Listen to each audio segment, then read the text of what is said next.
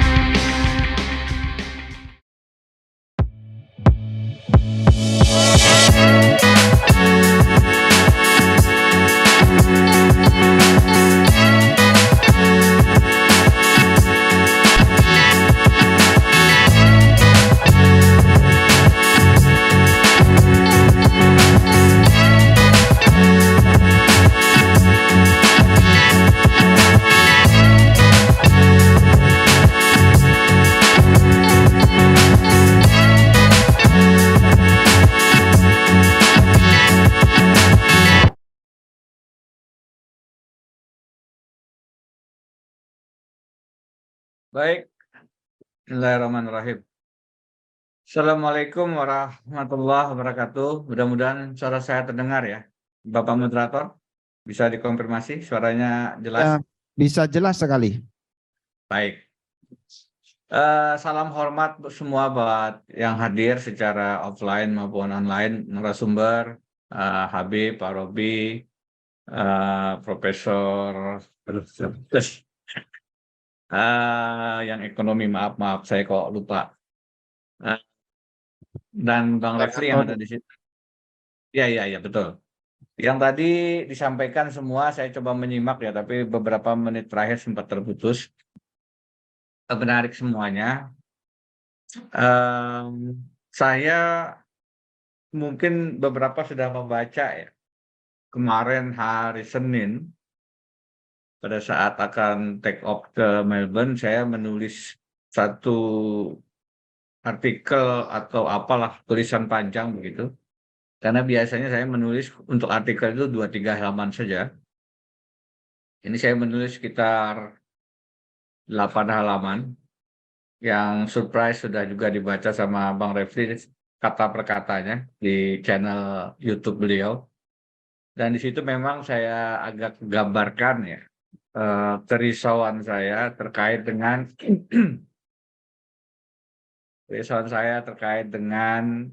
perjalanan Pilpres 2024. Saya ringkaskan saja apa yang saya tulis di sana dan nanti jadi bahan diskusi kita. Pertama, secara tata negara, argumen yang menjadi dasar tulisan itu adalah seharusnya semua penyelenggara negara, termasuk penyelenggara pemilu, Kalau kita bicara penyelenggara pemilu secara tata negara itu ada KPU, Komisi Pemilihan Umum, Bawaslu dan jajarannya, DKPP. Itu adalah wasit-wasit yang harus bersikap netral. Jadi ibarat pertandingan sepak bola, ada wasit yang memimpin pertandingan, mempunyai peluit, menentukan pelanggaran, memberikan penalti, menentukan gol atau tidak, dan akhirnya menentukan pemenang. Ada penonton yang harus memang memberikan apresiasi kepada tim yang bermain fair, menang, dan seterusnya. Ada para pemain, dalam hal ini adalah pasangan-pasangan calon yang bertanding, berkompetisi. Nah, yang saya soal dalam tulisan kali ini fokus kepada wasit. Lebih fokus lagi kepada kepala negara, Presiden Joko Widodo. Bahwasanya seorang presiden itu punya preferensi sebagai pribadi, seorang presiden punya kecenderungan siapa calon presiden yang ingin beliau harapkan menang, itu normal, itu manusiawi. Toh beliau juga punya hak suara, bisa mencoblos. Yang saya soal adalah kalau kemudian presiden sebagai kepala negara, kepala pemerintahan menggunakan pengaruh dan kewenangannya untuk mendorong kemenangan salah satu kontestan dan menjegal, menolak calon kontestan yang lain. Nah, itu yang saya sebut dengan rumus Jokowi 9 strategi 10 sempurna. Mengambil dari rumus makanan 4 sehat 5 sempurna. Kalau kita ulas satu-satu secara singkat saja ya, tidak usah panjang lebar. Pertama, di awal-awal ada lingkaran istana yang mendorong adanya opsi penundaan pemilu. Opsi ini diberi dasar adanya COVID-19. Seiring perjalanan waktu dia menjadi kehilangan logika pembenarannya. Kemudian juga kita pernah mendengar tentang perubahan konstitusi untuk memperpanjang masa jabatan Jokowi untuk bisa lebih dari 2 periode. Ini tidak terlalu populer bahkan di kalangan partai politik karena sudah pada siap untuk pilpres, dan kemudian juga paling sulit ketika Ketua Umum PDI Perjuangan Megawati Soekarnoputri mengatakan harusnya semua maksimal 2 periode. Strategi ketiga dan keempat itu adalah menguasai penegak hukum, terutama misalnya KPK. KPK itu digunakan sebagai alat untuk merangkul kawan dan memukul lawan. Dan yang keempat ini sekaligus ada upaya-upaya untuk memperalat hukum sebagai bagian dari strategi pemenangan pemilu. Kita sama-sama paham, sudah menjadi rahasia umum, beberapa pimpinan partai punya persoalan-persoalan hukum. Ada yang terkait dengan minyak goreng, ada yang disebut dengan kardus duren, ada yang disebut dengan izin lahan. Ada tokoh yang dari hasil diskusi saya dengan beberapa pihak disiapkan kasusnya korupsi di Bank Banten. Dengan informasi harusnya harganya itu 900 miliar, hanya dibeli dengan 500 miliar. Wah, ini kemudian tersandera juga. Mengapa ini menjadi penting untuk diulas? Karena akhirnya arah koalisi dan pencalonan itu didrive bukan karena keinginan partai politik secara genuine, tapi karena ketakutan-ketakutan.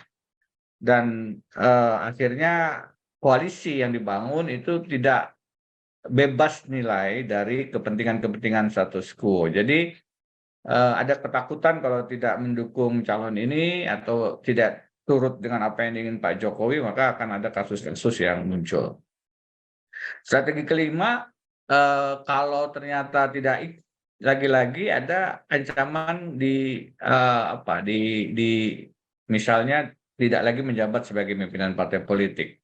Nah, ini terkait dengan dukungan kepada Anies. Jadi saya pernah berkomunikasi dengan salah satu pimpinan partai, ada kebutuhan untuk advokasi hukumnya. Saya bilang, oke, saya bisa bantu, syaratnya cuma satu, katanya, tidak mendukung Anies Baswedan. Jadi partai ini kemudian menarik untuk didiskusikan karena saya bilang bukankah Anda basisnya adalah pemilih-pemilih Anies yang mengatakan betul dan kenapa tidak mendukung Anies? Nanti 2024 bisa hilang. Jawabannya menarik. Kalau tidak mendukung Anies ya mungkin 2024 hilang. Tidak ada lagi di parlemen, tidak cukup electoral threshold-nya. Tapi kalau mendukung Anies sekarang, hilangnya sekarang gitu. Strategi keenam, ini terkait dengan komposisi hakim di Mahkamah Konstitusi. Kita sama-sama paham bahwa peran strategis MK itu menjadi pemutus pengadil terakhir dalam sengketa hasil pemilu. Karena itu menjadi penting untuk punya komposisi minimal 5 orang di Mahkamah Konstitusi dari 9 yang ada. Kemarin kita mencatat ada penggantian Hakim Aswanto yang melanggar prinsip independence of the judiciary karena melanggar prinsip kemerdekaan kekuasaan kehakiman. Kenapa demikian? Karena Hakim Aswanto ini sebenarnya duduk di komposisi hakim yang pro status quo, tapi pada saat menguji Undang-Undang Ciptaker dia bergeser kepada 4 hakim yang lain dan itu adalah kesalahan yang fatal dari kacamata status quo sehingga ditarik. Penggantinya Hakim Guntur yang awalnya Sekjen MK itu sebenarnya punya skandal pengubahan pengubahan putusan MK. Sayangnya dengan skandal mengubah putusan yang sangat kesalahan sangat mendasar itu sanksinya hanya teguran lisan saja, sangat ringan. Kenapa demikian? Tidak aneh kalau kemudian kita bisa menduga, memprediksi bahwa ini akan berbalik jasa dengan putusan-putusan yang nanti akan menguatkan kepentingan status quo. Terakhir pada saat terpilih lagi Ketua MK, Anwar Usman yang merupakan adik ipar Pak Jokowi ini menguatkan bahwa komposisi hakim sudah disiapkan untuk memenangkan strategi pilpresnya Pak Jokowi. Strategi ketujuh, Jokowi tidak hanya mendukung Ganjar Pranowo yang menurut saya akan saat ini ya, tentu akan dinamis ya, tapi saat ini akan dipasangkan dengan Sandiaga Uno. Tapi juga mendukung Prabowo Subianto dengan Erlangga Hartarto. Mengapa demikian? Karena Pak Jokowi melihat kalau hanya 2 pasangan calon, itu bagusnya tidak ada Anies. Jadi ada survei CSIS yang dibaca oleh beliau yang kemudian itu menunjukkan kalau head to head antara Ganjar dan Anies maka Anies menang. Demikian juga kalau head to head antara Prabowo dan Anies maka Anies menang. Maka yang diharapkan adalah sebenarnya hanya ada 2 pasangan calon. Ganjar dengan wakil presidennya apakah Sandiaga Uno ataukah Prabowo dan Erlangga saja, tidak ada Anies. Dengan demikian lebih aman bagi kepentingan presiden yang berharap IKN diteruskan, tidak ada masalah hukum bagi dia dan keluarganya. Nah, dalam prosesnya inilah yang didorong. Jadi presiden kelihatannya tidak ingin lagi mengulangi kekalahan di Pilgub Jakarta 2017. Saat itu koalisinya Prabowo mendukung pasangan Anies Sandi. Dan di 2019 pasangan Prabowo Sandi berhadapan dengan Jokowi Ma'ruf.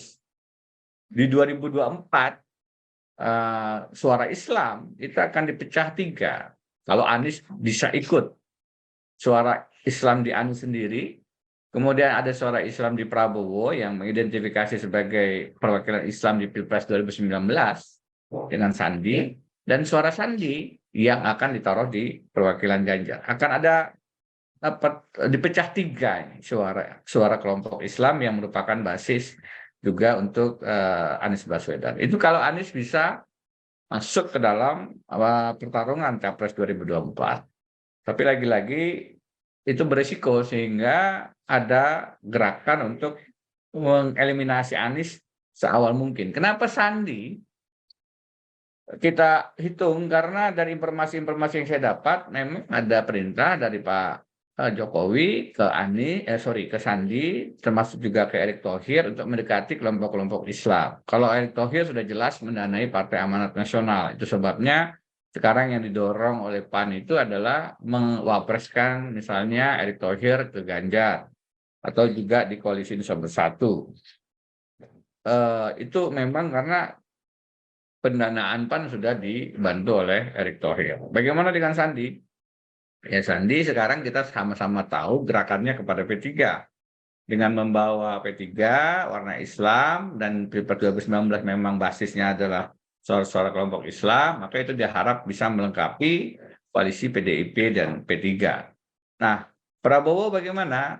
Ini menarik. Jadi Pak Muhaimin dalam satu kesempatan bertemu dengan Pak Jokowi diminta untuk segera deklarasi Prabowo Muhaimin. Segera deklarasi Pak, nanti saya juga akan bicara dengan Pak Prabowo.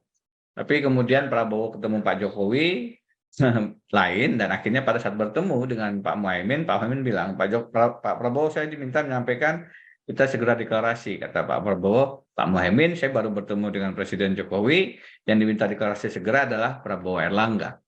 Itu sebabnya setelah pencapresan Ganjar oleh Bu Mega, pada hari Lebaran pertama kita melihat pertemuan Jokowi Prabowo, dan hari Lebaran kedua yang ditemui adalah Abu Rizal Bakri dan Erlangga Hartarto. Dan kita lihat sekarang pernyataan-pernyataan Golkar yang sudah satu frekuensi dengan Gerindra.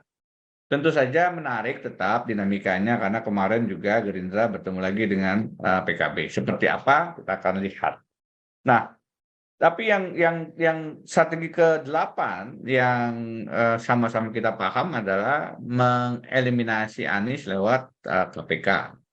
Ada korupsi Formula E dan lain-lain. Dan ini sebenarnya sudah menjadi pembicaraan publik ya, bahwa Jokowi hanya ingin 2 periode. Dalam satu kesempatan saya diinformasikan bahwa ada tokoh bangsa yang bertemu dan bicara tentang Pilpres 2019 dengan Pak Jokowi dan dikatakan nanti calonnya hanya ada 2. Loh, kok ada 2 Pak Presiden? Bukankah ada banyak termasuk Anies Baswedan? Respon Jokowi adalah Anies tidak bisa karena ada kasusnya di KPK. Risau dengan pernyataan itu, disampaikanlah informasi ini kepada Pak SBY di Cikeas. Dan SBY kemudian membuat pernyataan 15 September 2022 di Jakarta Convention Center bahwa beliau tidak melihat Pilpres 2024 akan adil jika ada pihak-pihak yang hanya memaksakan 2 pasangan calon, menjadi tidak jujur dan tidak adil. Pernyataan itu menjadi berita juga di akhir tahun yang lalu. Sebelumnya sebenarnya Presiden SBY sudah juga mengkonfirmasi informasi dari tokoh itu ke seorang pengusaha nasional.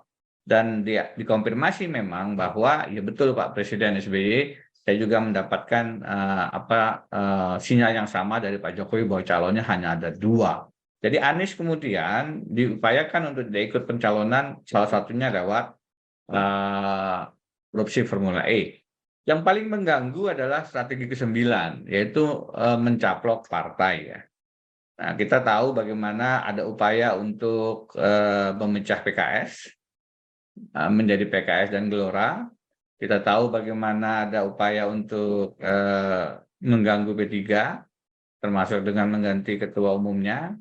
Salah satu indikasinya karena pernah bertemu dan beberapa kali bertemu dengan Anies Baswedan.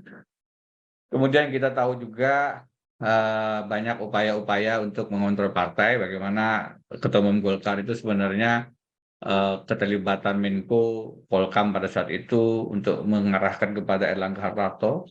Dan yang terakhir, yang paling sekarang bisa membuat tiket capres Anies bisa hilang adalah pencopetan Demokrat yang dilakukan oleh Jokowi. Karena orang menyebutnya Muldoko. Kalau saya sebut adalah Presiden Jokowi. Kenapa? Karena Muldoko adalah kepala staf presiden. Saya berkali-kali dalam beberapa hari ini bertemu dengan lingkaran istana yang mengatakan Presiden Jokowi tidak setuju. Kalau ada pimpinan tidak setuju anak buahnya merampok, mencopet, maka langkah yang dilakukan bukan diam. Ada sekarang viral itu seorang ayah, polisi membiarkan anaknya memukul. Maka ayahnya menjadi tersangka juga karena membiarkan terjadinya kejahatan di depan matanya. Nah, Muldoko jelas-jelas sedang berusaha untuk merampok, mencopet Demokrat. Kalau kemudian dikatakan Presiden Jokowi tidak setuju karena berisiko ada hubungan buruk dengan Presiden SBY, maka harusnya dia mengambil langkah tegas dengan mereshuffle, menghentikan langkah-langkah Muldoko itu. Tapi kita tahu sudah sekian lama ini proses berjalan dan terakhir ada peninjauan kembali di Mahkamah Agung. Jadi Bapak-bapak, Ibu-ibu, partai politik Demokrat itu ingin diambil lewat Munaslup di Medan, kemudian ada gugatan-gugatan, semuanya kalah, dan akhirnya hanya tersisa satu langkah hukum, yaitu peninjauan kembali di Mahkamah Agung. Dilakukan Muldoko beberapa waktu yang lalu, dan ini tidak boleh dianggap enteng, karena saya mendapat informasi dari seorang rekan advokat, dia dihubungi oleh Hakim Agung yang sedang terjerat perkara mafia hukum di KPK, menjadi tersangka, minta advokat ini untuk menjadi kuasa hukumnya. Setelah dipelajari memang tidak berkenan karena memang ada kasus korupsinya. Tapi yang menarik dari seorang advokat ini adalah bahwa dia mengatakan, Mas, sampaikan ke Pak SBY, para hakim ini, hakim-hakim agung ini sudah menyatakan akan dibantu. Mereka akan dilokalisir kasusnya, dibantu diringankan hukumannya sepanjang ada tukar guling dengan perkara PK yang akan diajukan oleh Muldoko atas Partai Demokratnya AHY. Jadi sedemikian langkah-langkah yang dilakukan untuk menjegal Anies. Karena kalau Partai Demokrat berhasil dicopet, dirampok dari AHY, maka tentu saja Muldoko arahnya tidak mencapreskan Anies. Kalau sampai Demokrat tidak ada lagi, maka memang berat untuk mencari partai yang lain yang sekarang sudah memilih kepada Ganjar atau Prabowo. Tentu saja menjadi menarik untuk melihat bagaimana Muhaimin misalnya. Apakah dia akan bertahan di Prabowo kalau tidak mendapatkan posisi wapres. Tapi kalaupun dia bergeser ke Anies, sebagaimana ada pembicaraan juga dengan Pak Surya Paloh, tentu saja juga akan muncul ancaman-ancaman kasus hukum yang dialamatkan kepada Muhaimin dan PKB. Nah, ini semua kalau dirangkum menjadi persoalan politik hukum, ketatanegaraan, bagaimana Pilpres 2024 itu sedang didesain oleh Presiden Jokowi untuk memenangkan calonnya. Bagi beliau, saya melihat preferensinya adalah Ganjar. Tapi kalau misalnya pun yang menang Prabowo dengan Erlangga, beliau juga akan nyaman dan aman. Somehow, beliau tidak merasa nyaman dengan Anies. Saya tanyakan kenapa, mungkin karena persoalan Pilgub Jakarta, mungkin karena melihat Anies sejak lama bersiap menjadi presiden sehingga dari reshuffle, tapi sangat kuat pesannya bahwa jangan sampai Anies menjadi presiden. Nah, itu tidak mengapa kalau ada preferensi-preferensi, tetapi yang menjadi soal adalah kalau sekali lagi presiden tidak menjadi wasit yang netral. Ada yang mengkritik saya, apa ada sih yang netral? Kan biasanya juga ada preferensi. Satu, prinsip bahwa wasit netral itu harus disepakati dulu. Kalau kita tidak bersepakat di situ ya repot. Kalau kemudian ya boleh saja wasit tidak netral begitu, ya itu jadi repot. Menurut saya adalah prinsip universal bahwa di mana-mana wasit memang harus netral, tidak boleh berpihak, imparsial. Bahwasanya dalam prakteknya ada yang tidak netral, ya tidak bisa menjadi alasan pembenar bahwa kemudian itulah yang harus dipraktikkan dalam setiap pemilihan presiden. Bahwasanya setiap pemilu kita ada kecurangan, karena masih ada politik uang dan seterusnya, tidak bisa menjadi alasan untuk mengatakan, ya sudah biarkan saja praktek politik uang dan politik curang itu. Saya berpengalaman ikut kontestasi pemilihan gubernur Kalimantan Selatan, yang saya sampaikan dalam ruang-ruang publik adalah perlawanan terhadap politik uang dan politik curang. Nah, itu yang rangkuman tulisan saya yang kelihatannya rupanya banyak dibaca dan menjadi perhatian beberapa kalangan dalam beberapa hari ini. Saya tulis di hari Senin, bukan tanpa alasan ketika saya akan terbang kembali ke Melbourne, jadi relatif lebih aman lah. Tetapi mudah-mudahan ini bisa menjadi faktor yang saya tidak yakin juga akan berubah ya, tetapi paling tidak memberitahukan kepada publik halayak apa yang sebenarnya terjadi, lobby-lobby, gerakan-gerakan politik di balik layar yang berusaha untuk memanipulasi pilihan presiden. Karena ini harusnya pilihan rakyat, bukan pilihan Presiden Jokowi, bukan pilihan oligarki. Nah, oligarki ini juga yang harus dihitung sebagai para pebisnis yang punya kepentingan. Tadi kalau kita dengar paparan dari segi ekonomi, bagaimana kesenjangan sedemikian lebar pasal 33 harusnya bumi air dikuasai oleh negara untuk sebesar-besar kemakmuran rakyat tidak terjadi. Ini memang pekerjaan yang luar biasa dan salah satu persoalannya adalah karena kepemilikan oligarki sedemikian masif sehingga 1% penduduk pengusaha ini bisa menguasai hampir 70-80% kekayaan seluruh secara nasional. Secara pastinya kan teman-teman ekonomi bisa punya datanya. Tapi ini memang persoalan yang sangat mendasar dan dinikmati sudah sangat lama sehingga ada kenyamanan dari para oligarki ini untuk tetap bertahan dan memperjuangkan status quo yang sayangnya sekarang ada di Pak Jokowi dan kalau itu diteruskan lagi menjadi persoalan bagi isu keadilan sosial dan pelaksanaan pasal 33 tadi. Saya berhenti di situ untuk memberi kesempatan kita banyak berdialog, berdiskusi, dan mudah-mudahan apa yang saya sampaikan ada manfaatnya. Terima kasih. Assalamualaikum warahmatullahi wabarakatuh. Waalaikumsalam warahmatullahi wabarakatuh. Ya, Prof, kaitannya dengan tema kita ini bahwa Prof tadi mengatakan kita sepertinya nunggu keajaiban gitu ya. Ada keajaiban. Nah, di sini Prof masih ada pertanyaan nih.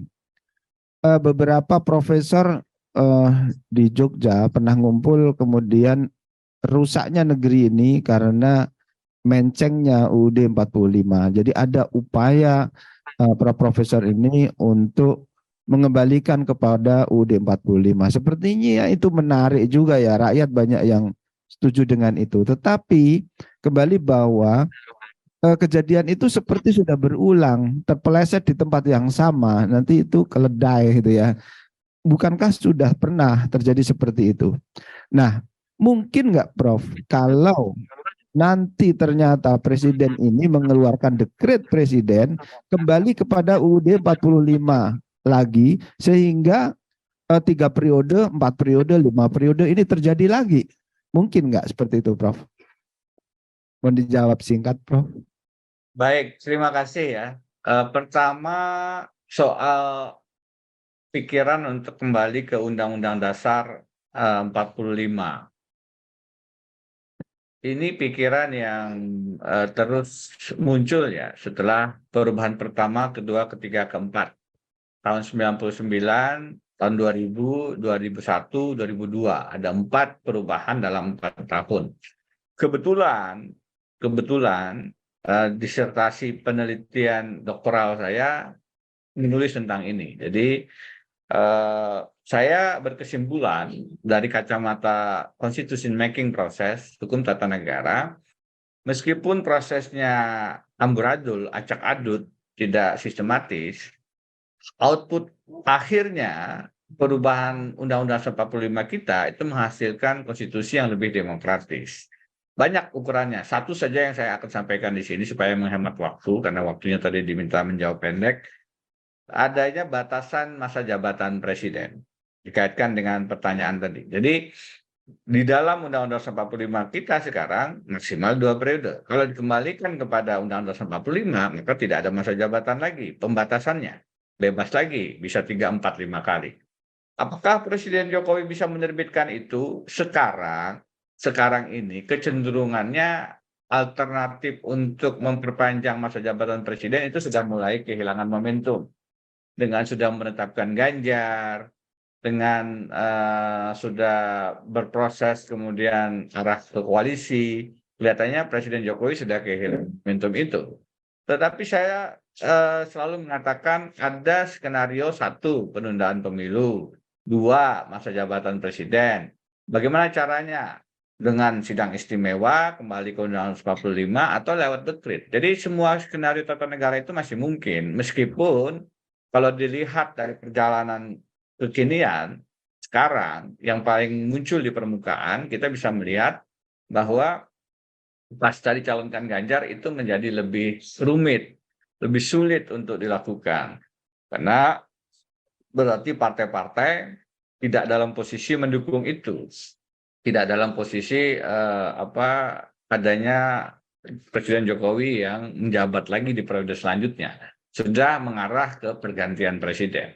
Jadi kecuali ada hal-hal yang luar biasa, tiba-tiba mereka melihat survei Anies Baswedan misalnya melonjak begitu, dan tidak terbendung ini menjadi presiden yang menang, maka skenario untuk membagalkan pemilu, menunda pemilu, atau menjadikan Jokowi presiden lagi itu muncul. Tapi ini kan kelihatannya belum menjadi salah satu yang menurut saya opsi yang paling di depan ini. Yang paling sekarang lagi diupayakan tetap adalah Anies Baswedan tidak menjadi salah satu kontestan. Nah, dengan demikian yang maju hanya Ganjar Sandiaga Uno ataupun Prabowo Erlangga Hartarto. Dengan demikian siapapun yang menang, dan harapannya tetap Ganjar, tapi kalaupun yang menang Prabowo juga aman saja, karena akan terus melanjutkan legacy dan kerja-kerja Presiden Jokowi. Menurut saya ini yang bisa saya sampaikan. Terima kasih.